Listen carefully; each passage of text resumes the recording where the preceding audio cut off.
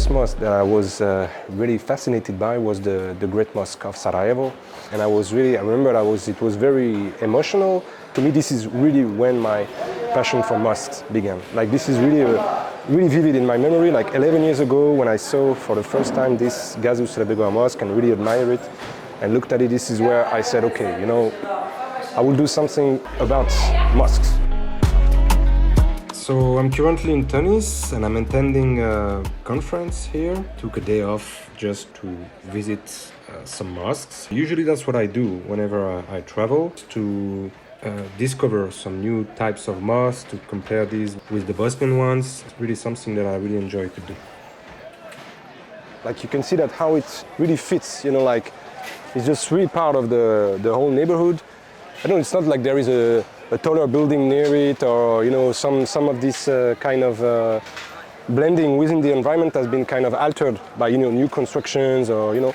In Bosnia, unfortunately, especially in Sarajevo, for instance, a lot of these Ottoman era mosques, so they have been kept, you know, as they have not been destroyed, but, you know, some new constructions have been built around, and so the impression is totally different from what it used to be. But here, I feel like in Tunisia, it has been, especially in the Medina, or for this Halfawin Mosque, that this has been kind of preserved somehow.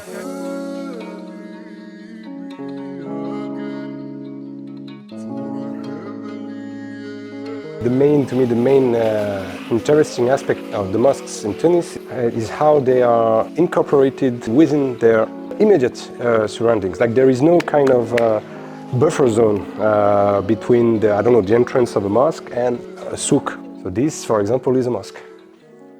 This is Masjid Al-Shabak. In Tunis, in comparison with Bosnia, this is the same. They have like two types of mosques. You have the Jum'ah, in Bosnia it's Jamia, which is a mosque that is used for Friday prayers, for all the prayers, but especially for Friday prayers. Usually it bears a minaret. And then you have the masjid, like the one we just saw, which is more like a little small neighborhood mosque, usually deprived of a minaret, but it's not always the case. Inside as well, there are some differences regarding the furniture inside. Both Jamia and Masjid have a mihrab, but only the Jamia is supposed to have a minbar, so a chair for the imam, for the khutbah, so for the Friday sermon.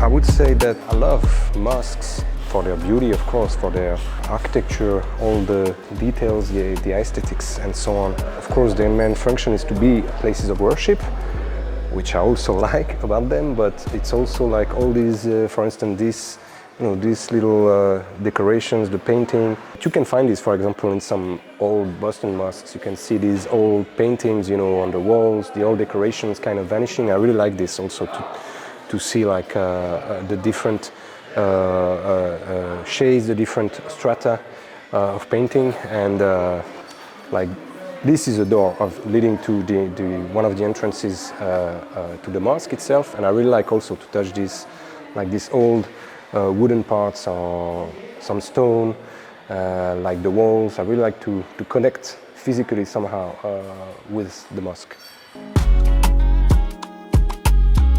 The past 6-7 years, I've been compiling this big mosque database, basically classifying all the Bosnian mosques by town, by municipality, by region. Then